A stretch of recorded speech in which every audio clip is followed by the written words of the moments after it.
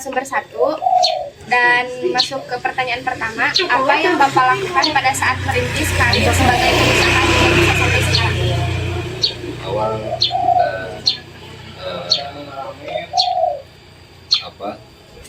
kita mendata apa saja kebutuhan untuk membuka usaha, terutama di persoalan permodalan. Tetapi kemudian permodalan itu bukan berarti uang. Ya, betul bahwa modal itu adalah uang, tetapi kemudian kita manfaatkan jejaring teman, keluarga yang kemudian mensupport pada apa yang kita maksudkan atau pada usaha yang kita maksudkan. Misal itu ada kita buka gorengan, gitu. Kita nggak perlu bikin gorengan sendiri. Kalau misalkan ada keluarga atau teman yang sudah lama menggeluti usaha di gorengan, misalkan. Tuh. Nah, artinya kita data dulu apa saja kebutuhan yang muncul pada usaha kita. Baru setelah itu kita manfaatkan jejaring apa saja yang mendukung pada usaha yang akan kita bangun. Pak, selanjutnya siapa yang bergerak di bidang?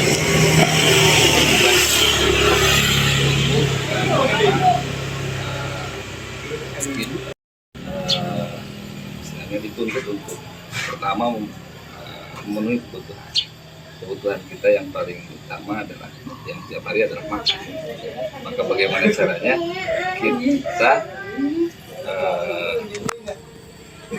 mampu memenuhi kebutuhan untuk makan kita sendiri. Dan itu yang kemudian menjadi motivasi awal kita. Apalagi berkeluarga, makan bukan untuk satu orang, tapi mampu mencukupi untuk 2 orang. Nah, di situ kemudian tumbuh motivasi atau berpikir bagaimana membuka ruang usaha. Sama untuk anak muda juga sama, minimal hari ini gadget ya, dari bulan ke bulan itu seri terbaru selalu muncul. Nah, biasanya kan kalau misalkan lagi nongkrong, ini HP-nya baru, ini HP-nya baru, kan mikir itu bagaimana supaya yang kita punya update. HP nanti update, itu yang aplikasinya nggak ada, yang ini nggak ada, kan otomatis harus support pada yang aplikasi itu. Nah, itu jadi kebutuhan yang kemudian diajak orang tua. Nah, itu memunculkan motivasi diri itu seperti itu. Ya, bagi kami awalnya seperti itu. Selanjutnya, sejak kapan Bapak membangun usaha ini? Membangun usaha sejak 2009 berarti 2019 awalnya di Ciamis, kemudian karena domisili pindah mulai buka di sini Ciamis sama orang tua diteruskan sini, kita rintis di sini. Baik. Bapak, bagaimana rasanya menjadi seorang pengusaha ini? Jadi pengusaha itu pusing, gitu, pusing betul. Karena jadi pengusaha itu kita bekerja untuk kita sendiri. Bagaimana maju atau tidaknya itu tergantung kita. Gak ada orang yang nggak mau maju. Ya. Kalau misalkan gitu, karena rugi ditanggung sendiri, nggak ada kemudian pengusaha rugi kemudian orang-orang sekelilingnya mau bantu. Artinya, nah ini yang kemudian menjadi harapan kita. Kalau mau menjadi pengusaha, resikonya 1, resikonya 2. Nah, tapi yang pasti apa? Yang pasti itu rugi. Kalau untung itu berapa persen tergantung usaha kita. Tapi yang sudah pasti di hadapan pengusaha itu adalah kerugian. Maka kemudian nah itu tadi bagaimana kompetisi jadi hal yang penting bagi seorang pengusaha. Nah, yang terakhir nih pertanyaan untuk kita semua juga, apa pesan dan kesan Bapak untuk yang lainnya yang menonton? Ya, bagi kita bagi teman-teman semua, kaum milenial, kaum istilahnya keluarga. Tantangan ke depan itu luar biasa berat. Hari ini kalau berbicara peluang kerja,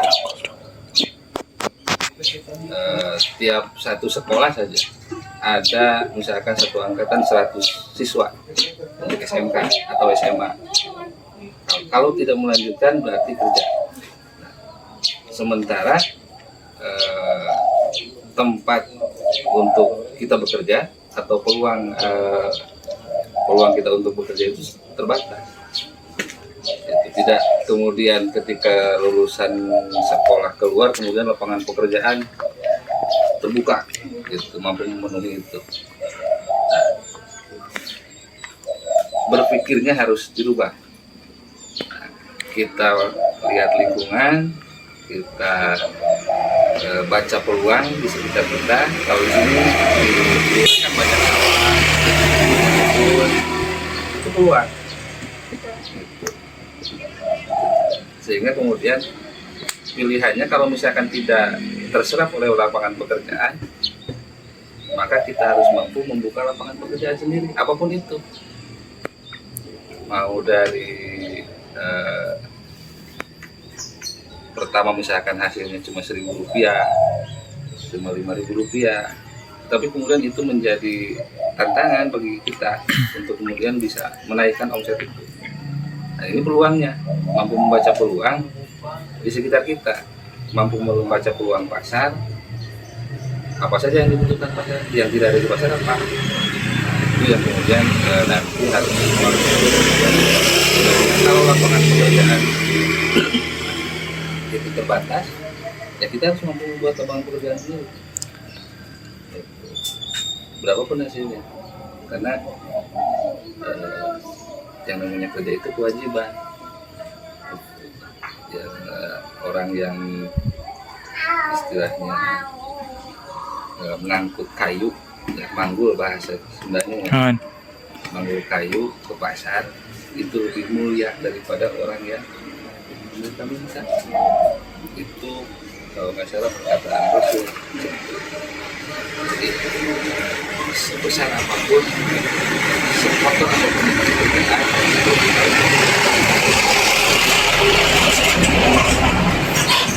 yang menjadi harapan. Karena hari ini generasi muda di desa senantiasa berpikirnya bagaimana kita bekerja di kota, sementara lapangan pekerjaan di kota itu terbatas. Nah, bagaimana kemudian hari ini seluruh elemen, apakah itu pemerintah, apakah itu masyarakat, apakah itu pimpinan-pimpinan yang ada di daerah itu mampu kemudian membaca peluang di tengah-tengah kita di daerah, misalnya di desa, misalnya di sini di desa, banyak peluang.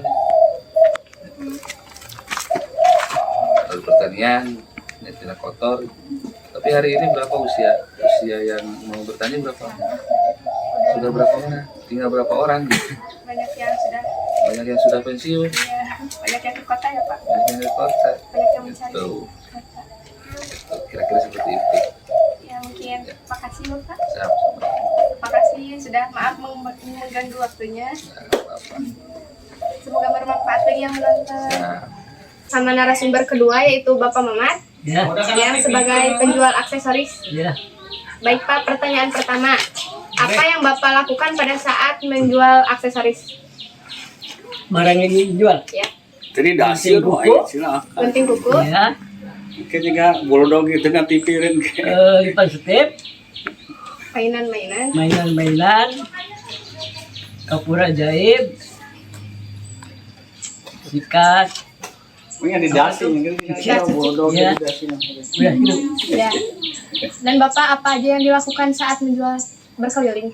berkeliling Dari mana? dari Langkap, Cisarua, ke Karanglayung, Sirajaya, Manonjaya, Cineam, Ya, Raja Datu. Pak. Ya, Sejak kapan nih Bapak membuat usaha sebagai penjual aksesoris? Kurang lebih ya 3 tahun. 3 tahun. Iya. Sudah lama ya Pak? Nah, Bagaimana rasanya Bapak sebagai seorang penjual? lumayan. Agak lumayan. Terus apa motivasi Bapak yang ingin diberikan kepada yang nonton? Apanya?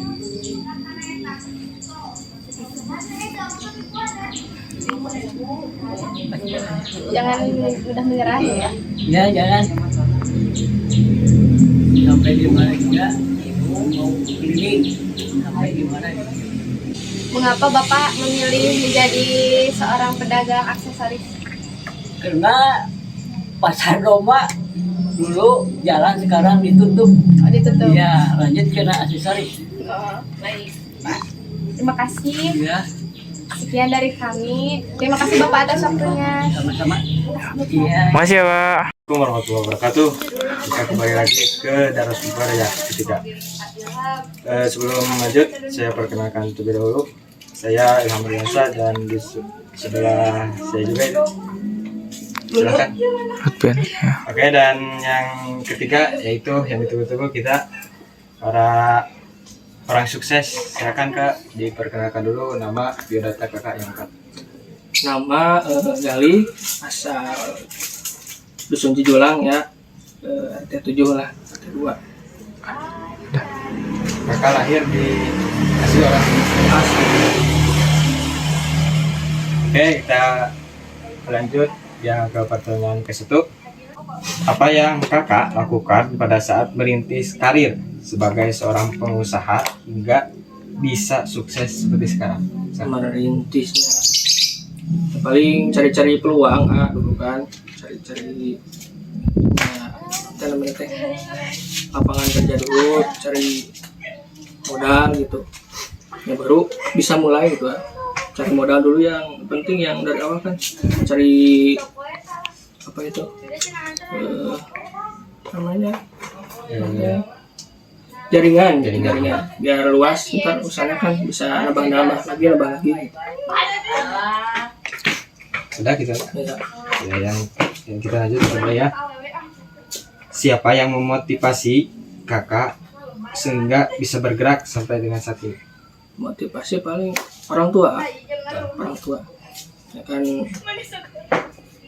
kalau ada bisa di kampung ya apa harus ke kota gitu, yang mending di sini aja gitu kalau ada mah gitu. Kan dulu juga awalnya juga orang tua gitu, yang orang tua dulu kan terusin aja gitu. Jadi seorang ibunda ya. Oke, kita lanjut ya. Pertanyaan ketiga, di mana saja Kakak membuka cabang dari perusahaan ini? Oke, Namanya hiji sih baru satu di sini. alhamdulillah ya. Nah, Kenapa Kakak lebih memilih menjadi pengusaha penjahit yang sehingga Kakak jalani saat ini? yang pertama sih paling lingkungan sih kan di sini kebanyakan ya usahanya pada di bidang jahit semua kan gitu, di bidang ya, jahit.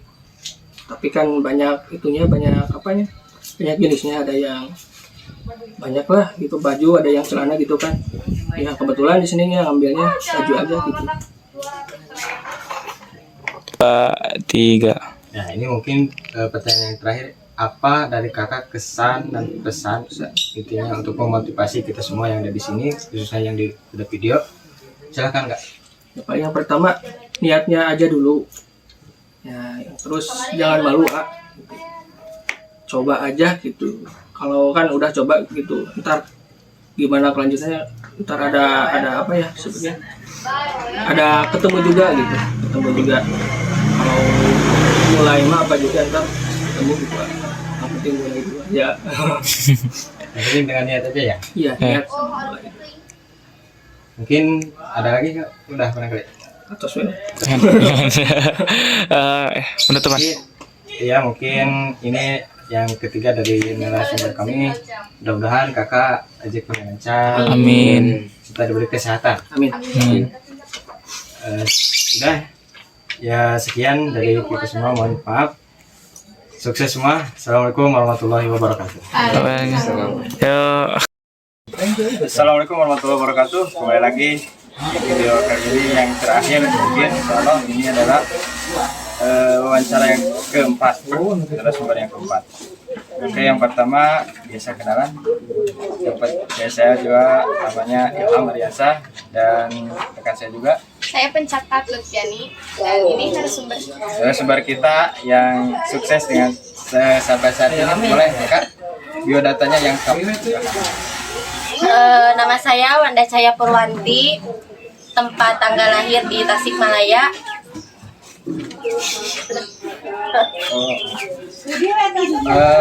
Kakak kelahiran Di Tasikmalaya tahun 2003, tanggal 9 bulan Juli.